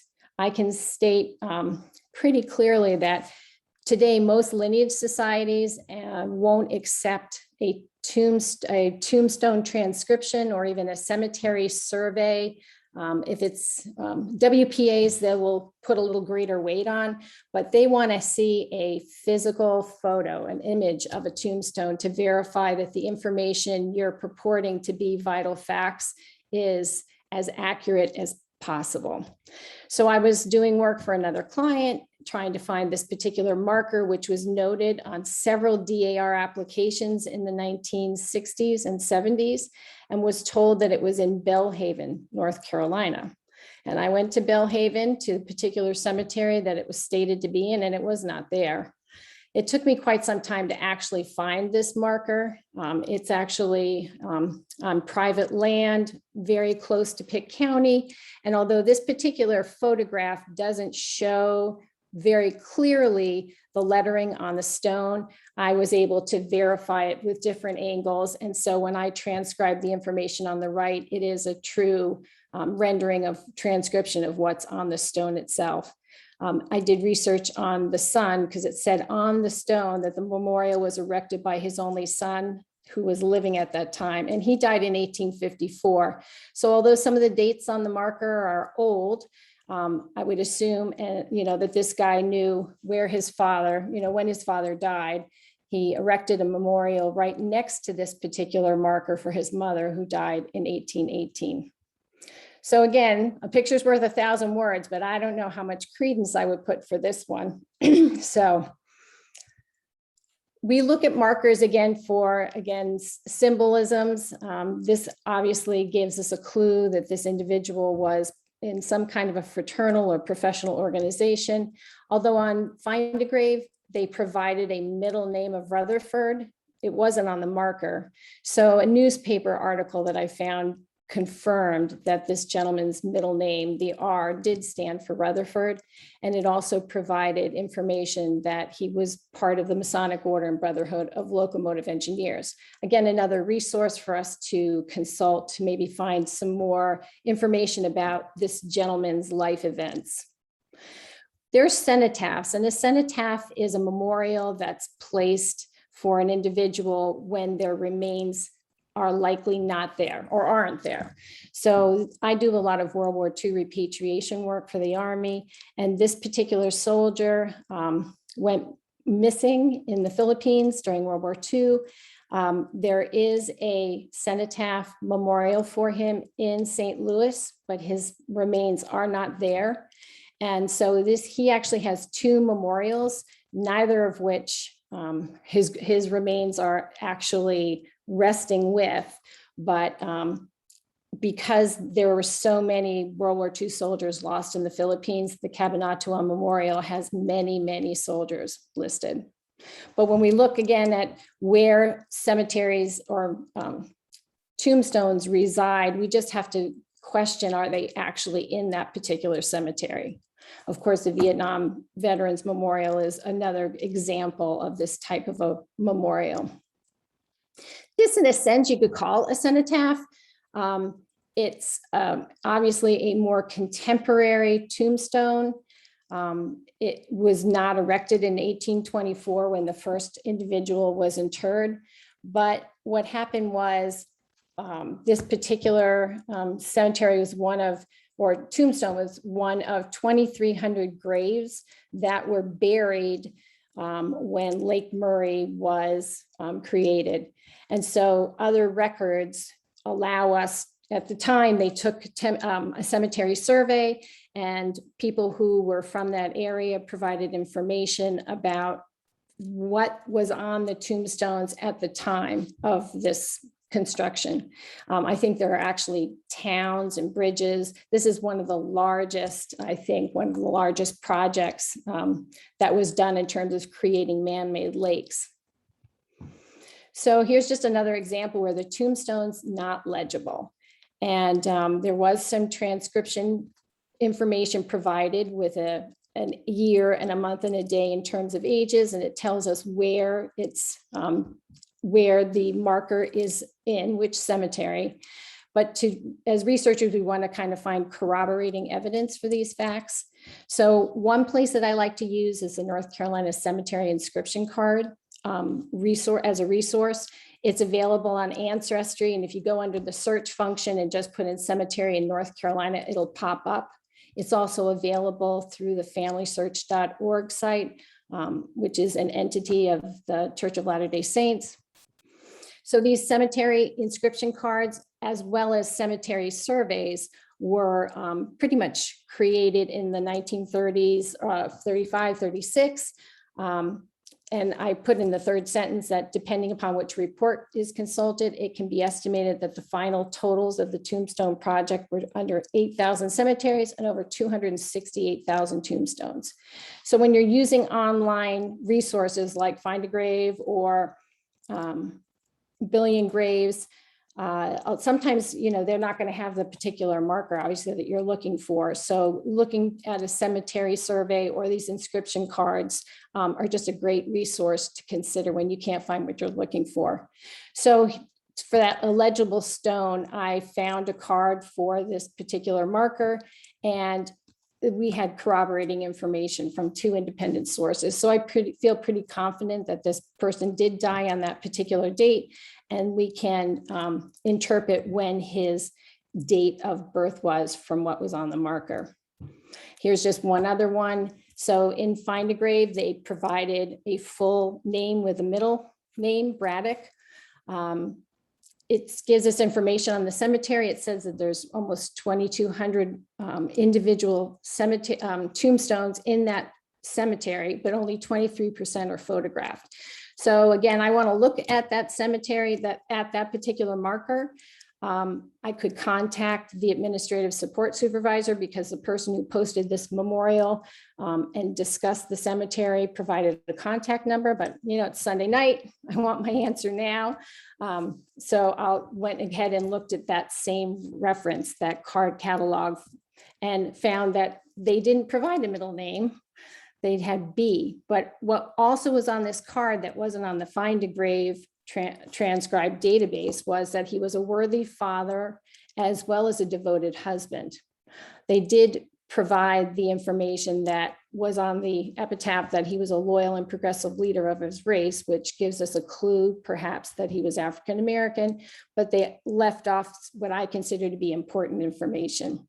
So doing a little bit of research, obviously we found more information that was through the North Carolina Architects and Builders. This gentleman was a freeborn Black house carpenter, and this particular website provides a complete bibliography on this particular individual, which was very interesting. So one thing that Find a Grave does that I absolutely hate, and that I think all researchers should be very suspect, is, again, I mentioned that Find a Grave has 190 million entries. It's really becoming, for some, a place, a repository of research, genealogy research. And it can be great because it's just another way of collaborating for clues. But when you don't have a image of a marker, so you can't evaluate the information, it's just something you have to be very careful about. This particular person, talks about a birth and a date and where this person is supposed to be buried. The attachments that they have are abstracts or extracted information from histories, family histories that are unsourced. So you just have to be very, very careful. That's when you're using Find a Grave or any online database.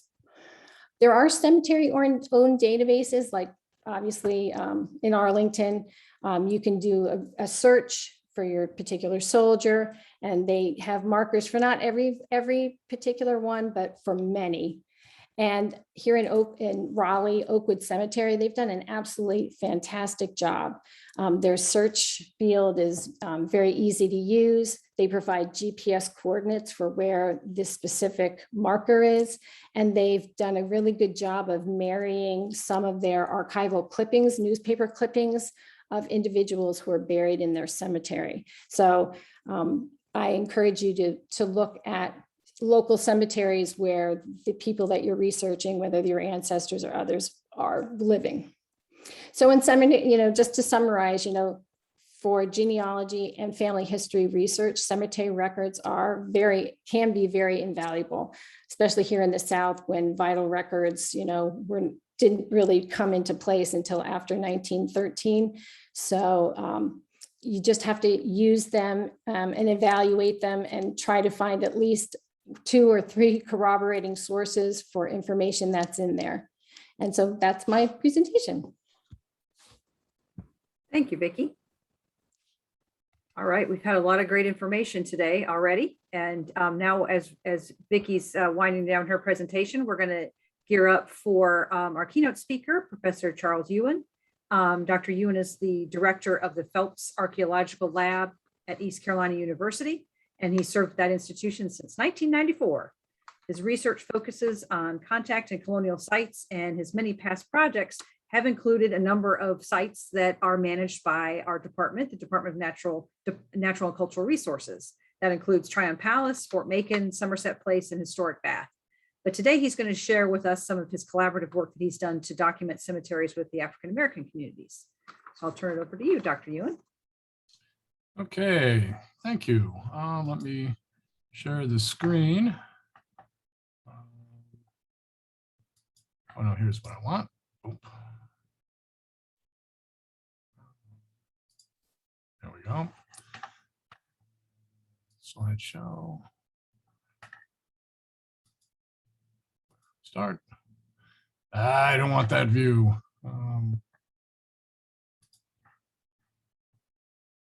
View.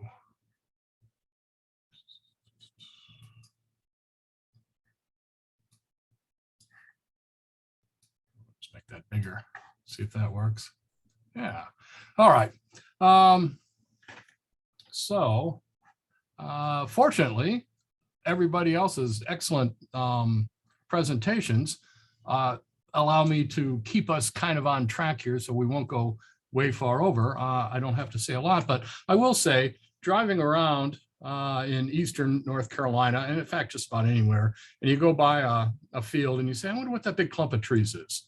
And more often than not, it's a cemetery. And if you were to get out of your car and trespass across the farmer's property, you might find some tilted gravestones or a depression, or really most often you find the only reason that you think it might be a cemetery is that the farmer has just not plowed that area and just left those trees for no other apparent reason.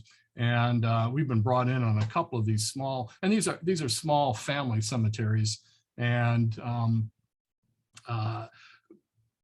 we've done actually a couple of those where we go in like Sarah's company and done our radar around the outside to see if the graves extend out farther. They almost always do.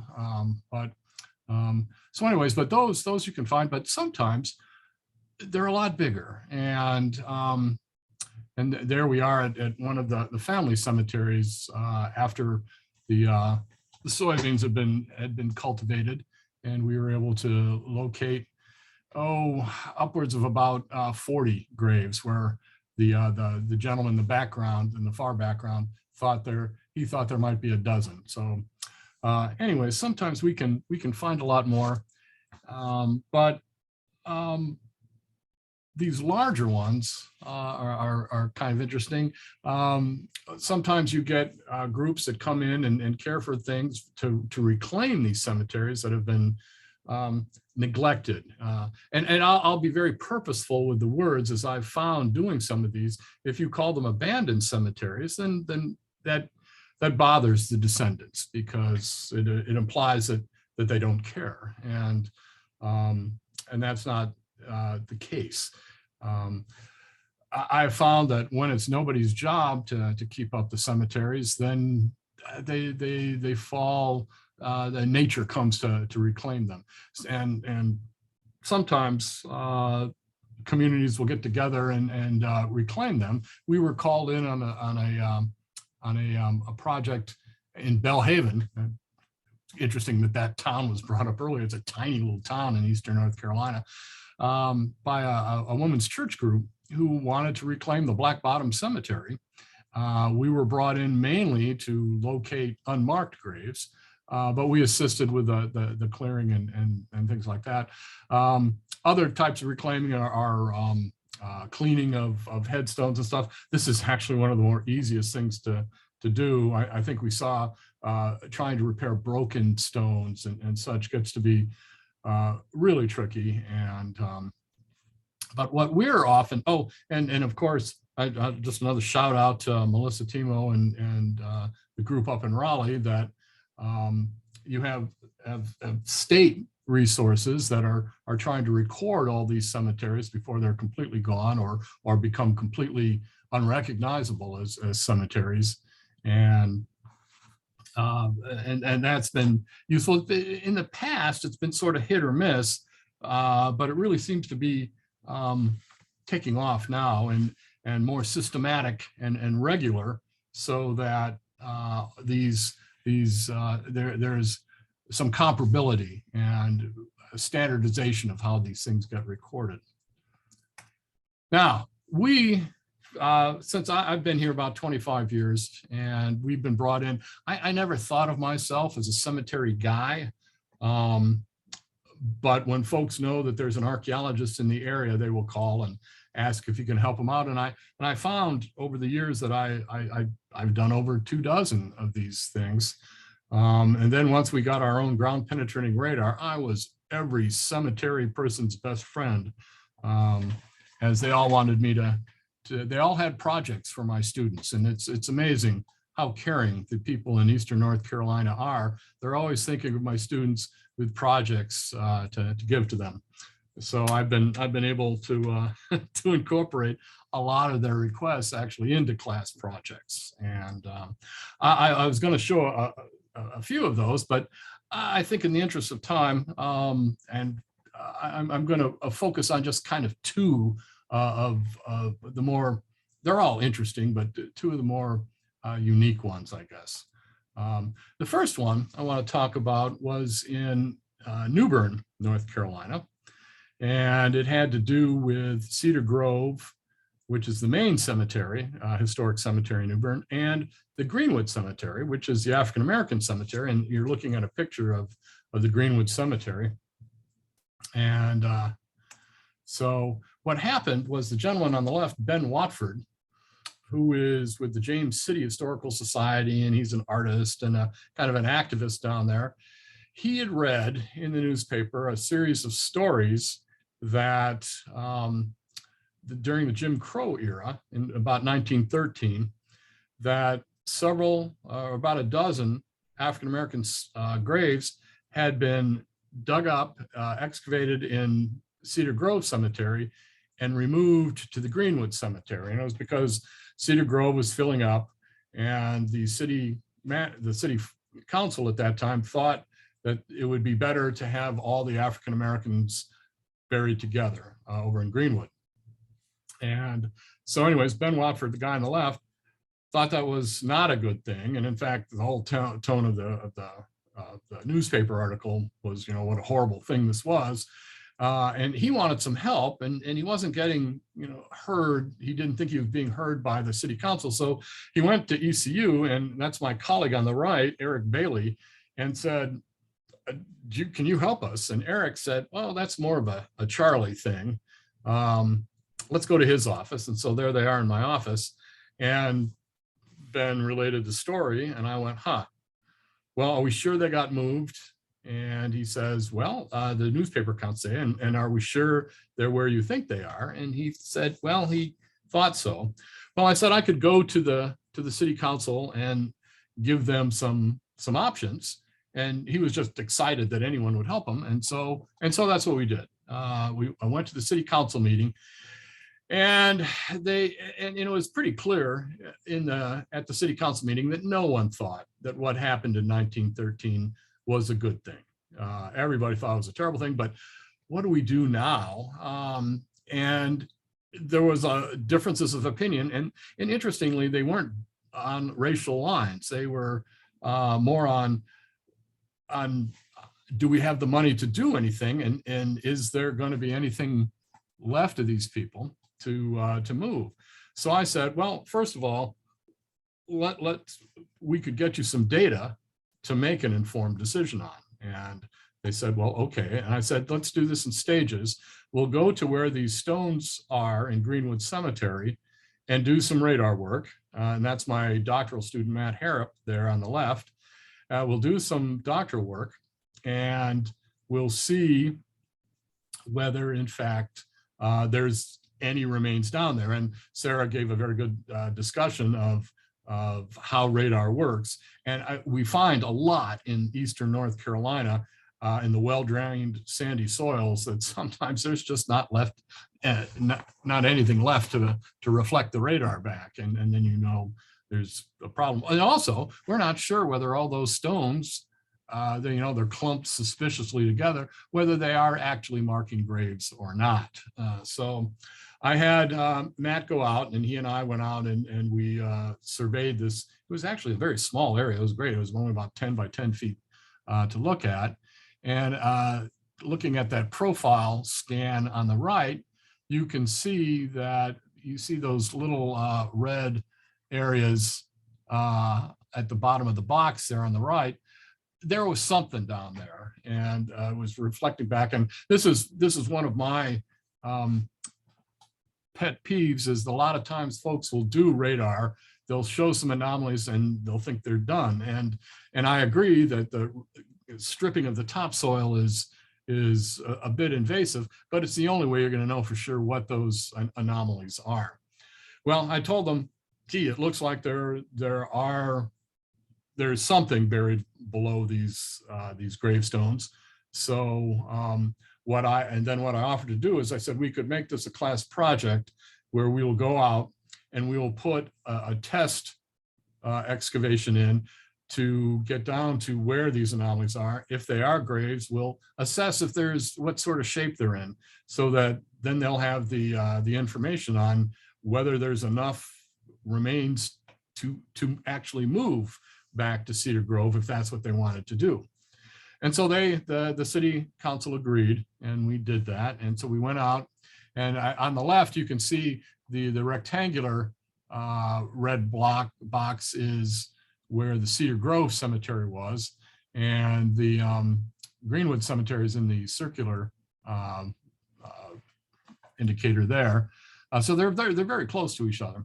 So anyways, we actually, since we knew that the top 4 feet weren't, that there wasn't any really anomalies there, we were able to have the city brought some heavy equipment, and we were able to take the top off. And then something that we found a little peculiar or interesting is that we hit this brick vault. And people had assumed that the graves, when they had been removed from Cedar Grove, had just been dumped in a hole in Greenwood. But it looks like someone, and I don't know who that would have been, really prepared a nice brick-lined vault that was roofed over. And then it appeared the roof caved in on top of whatever remains were there. The dirt was then just backfilled on top, and the stones put on top of that. And that was before anyone's memory that was around today. So that was interesting. When we did encounter a few bones, they were very scattered and fragmentary. We did not remove them. We just sort of assessed them, backfilled, and told the and a lot of the city council came out to watch what we were doing. So what they opted to do, and I'm not sure, there's Ben on the right, he wasn't entirely satisfied, but what they did was they put up brass plaques at each cemetery that told in detail what had happened in 1913. And how they had been moved, and then how that had been found and what had been done. And then at the very bottom, you can kind of see the list of the people buried in that vault. And they put an identical brass plaque over in Cedar Grove. So the story is told in both places. Maybe not a solution that satisfied everyone, but it made a difference. And there was a big sort of commemoration at the nearby African-American Zion Church, Amy Zion Church. And it was a nice ceremony. And so we'll see Ben still kind of wants to get the move, but I think once you put the brass plaques up, the city has kind of made its decision. Well, let's move on to what I'm currently doing. And we'll go over just a little bit, I promise. I'll keep it brief. I was asked by the city manager of Ayden, which is a small town just south of Greenville, where East Carolina University is, if I could come in with my radar, because they were wanting to put a path through a neglected cemetery on the north end of town, which was African-American. And I came out there and I said, well, let me go look. And it was a lot bigger than what they had thought. And so I said, this is a bigger deal. And it was going to be an Eagle Scout project. And I said, this is way too much for a scout. And I said, but we could do another class project for my folks. And they said, okay. And so that's what we did. We came in, this is the area on the north end. I will say that it's actually the bottom half of this is where the cemetery is. This is the lot. The lot's kind of funny shaped, but the northern part of that, northern half is just swamp. It falls off into a swamp, and there are no graves. The graves are all in the bottom half. I asked the town manager, who owns this property? And he said, nobody. And I thought, well, how can that be, that a square foot of this country is not owned by somebody? And he clarified, he says, well, it's not on any tax records. And so we're doing some background research right now to find out a little bit more about that. So we started looking. There were stones scattered around, but a lot more depressions. And we knew that an African-American mortuary had been servicing the area. And as one of the previous speakers said, almost in just about all cases, it doesn't matter what race you are, if there is a funeral home involved, you get these temporary markers. But for some, that's all there is, and even those don't last very long. And then if you've got the money later, then you add a more permanent marker. Initially, they were slate markers, but not in this one. It turns into marble and then to granite. Another material that's used in African-American cemeteries, we found, especially on the flat tabular markers, is concrete. And so this one is actually a Reverend Watt Gardner, who was a pretty well-known minister in his day, and it's written on the concrete at that end. But like I said, some had more permanent markers, but when we were surveying, we found about 100 markers, but we found many, many, many more depressions. And this is a terrible picture. I've got to take a better one.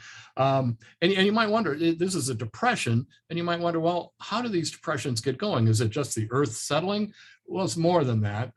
Earth is heavy, and when you pile 6 feet of earth on top of a wooden coffin, after a while, the coffin collapses and the earth just goes boom and settles down, and it leaves a rectangular depression, which if you see it not that long after it happens, is very distinct.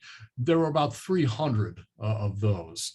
And when we went through and we flagged each one of the depressions, we flagged all the stones, they end up being in pretty good north-south rows, with the heads at the west end, as they often are in cemeteries.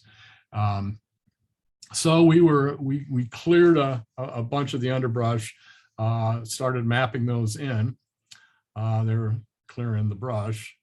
And this was, well, I want to get as to the community participation, because that's kind of interesting in a minute. And here we are doing something terrible that we found out, that I've learned from Melissa. A lot that we couldn't read, we just sort of lightly brushed some flour on there. Now, if we do that in the future, we'll bring a garden sprayer and spray it off so that the flour is all gone. But that's how we recorded a lot of the the writing from that. That's one of the students.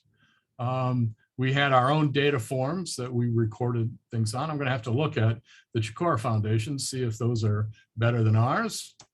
And then with our total station, we got out there and we started mapping them in. Here you see someone with a prism pole out there mapping the graves, while other students are clearing the brush around there. We have a large, a catalog of coordinates where all the graves are. And then I had them initially do a hand map just so I could make sure that everything that was shot in by the students was in the right place before we put it into a GIS. As it turns out, some of them aren't probably where they should be. And we're going to go back out this week and maybe do a little bit of rectifying with the total station. All my datums are still in there, so we'll be able to check and make sure that the initial readings were accurate.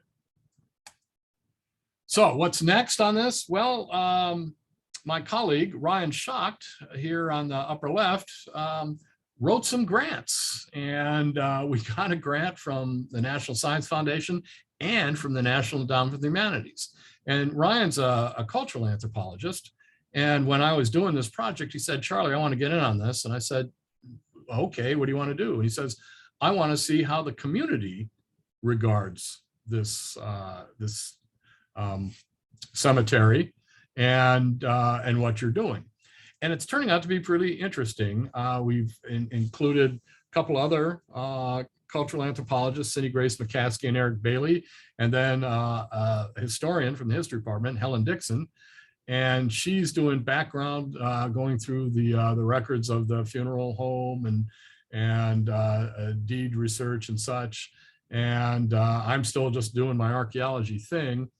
But Ryan, Cindy, and Eric are starting to talk to the community, and it's interesting. I've given some talks in Aden and in the area around there, and I'll get a question as to, "So what are you going to do next?" And I said, "Well, once I get the maps made and the history part done, my part will be done." And they said, "No, what are you going to do about preserving this cemetery?" And to which I say, "Well, I'm not going to do anything. This is a community cemetery, and I'm going to leave that to the community." And in cases where I've been invited by the community, we've been able to work with that. In this case, I was invited by a city manager, and the community has only lately come into it. And it's interesting. I think the community is being a little wary as to what we're doing there and what's going to become of this. And as such, right now, there is no Friends of the Aden Ancestral Cemetery. Initially, we had called it the Aden Abandoned Cemetery, and we found that was a very bad thing, and you shouldn't do that. And because it implies that the community has abandoned it. And even though it's, the last grave was 1963, there were still older members of the community that remembered it. And it was somewhat kept up until, about the 1980s, as the neighbor to the cemetery remembered people coming by. But once again, you had a city maintained cemetery actually right across the railroad tracks from this one, which is where the community now buries its dead. And little by little, the cemetery became less well cared for. Some of the community members said that they weren't allowed because it was private property to go out there and keep up the cemetery. I don't think that's going to be the case now, and it'll be kind of interesting to see what happens with that. So in this case, the cemetery is interesting from a historical and archaeological perspective, but there's also now looking at how cemeteries are viewed by a contemporary community with some connections to it. You have, for example, we're going to do the background research, but you have in the community, there's Ivory Mewburn. He's the mayor pro tem that we've been working with. We'd like to have a nice website for the cemetery. You see there's companies that actually do that for you. And but we're using sort of the Oberlin project in Raleigh as a guide. They have tours and everything like that, but it's only going to work as well as the community wants it to work. And we're moving slowly and cautiously in that regard. And it's interesting from an archaeological and, as I said, a cultural anthropological perspective on these things. And I find every one of these projects I do is new and interesting for different reasons. And it's nice to have the resources provided by the previous speakers to draw upon to make these successful. And I want to leave time for questions for all the people. And so I thank you for your attention, and I will leave it at that. Thank you very much. That was interesting. I imagine that's a good example of your grant is what resources a community would need to undertake additional care, interpretation, support. So I mean, it sounds like it would be a good model going forward. It'll be interesting in that because we don't want it to be ECU swooping into the rescue. We see ourselves in an auxiliary role to help whatever group wants to direct the work, whether it's the city itself or whether it's a friends group that gets organized or something like that. But in this case, we sort of got around it backwards. Is that the researchers were in there first before the rest gets built up behind us, if it does. Indeed. Well, we do have some time for questions. I want to encourage you to put the question into the chat. I think all the questions that were in the Q&A have been answered already by someone. So thinking about any of the speakers, that would be great for you to put in your questions.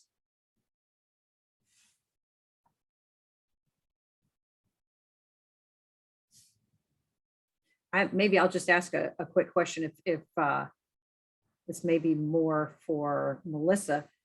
What's the number one question you get asked when people call when they found a cemetery or they think they found a cemetery? What's someone's top concern?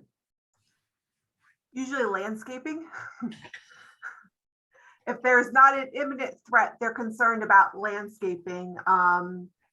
And there is, unfortunately, so you know, and I don't have to answer this question for you in an individual email format, there is no money from the state that will assist with landscaping.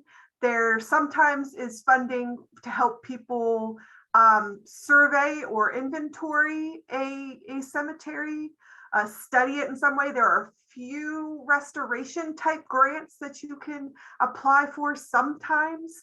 Grant situation is not great. Grant situation is even worse for cemeteries. But first is landscaping. The second is, how do I get to this cemetery that's on private property? And there are North Carolina General Statutes 65-101 and 65-102 that permit with reasonable accommodation or with reasonably access a cemetery with landowner permission, descendants, designees, and other interested parties. And 65-102 is what you do if you can't get a good rapport going with the landowner. But it's usually like, how do I get a mower out there? There's even some really cool things people are doing with not making cemeteries look like nice green grass lawns that we can talk about. And the other option I share with people that they laugh, but it's legit, is goats. Goats are really good for poison ivy and English ivy and brambles and things like that. But yeah, landscaping. Interesting. Very good. Any questions? One last call for any questions that haven't been answered. Goats do eat anything.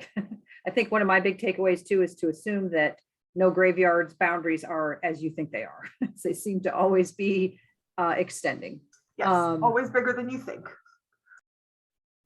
Okay, one quick question here. My great-great-grandmother's grave was plowed over many years ago and now is likely part of surrounding houses, yards. Is there something I can do to find where she is? What would be your top couple of resources for historic grave locations? Depending on how long ago it was maybe plowed over, I really like going back to old aerial photos if they're available to that area, because those things will stand out pretty well on an old aerial photo. Now, aerial photos are tricky because there's like low, closer view up to really wide, expansive view. So not always useful, but old maps are really good.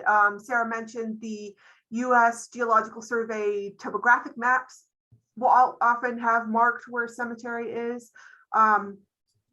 And sometimes those WPA old files, depending on how old that grave is, will give you not a point on the map, but they tend to describe where the cemetery is.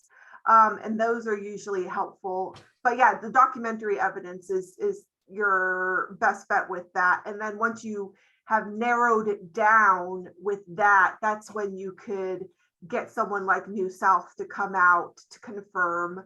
But always start with the document, because you don't want to do a ground penetrating radar over like 6 backyards.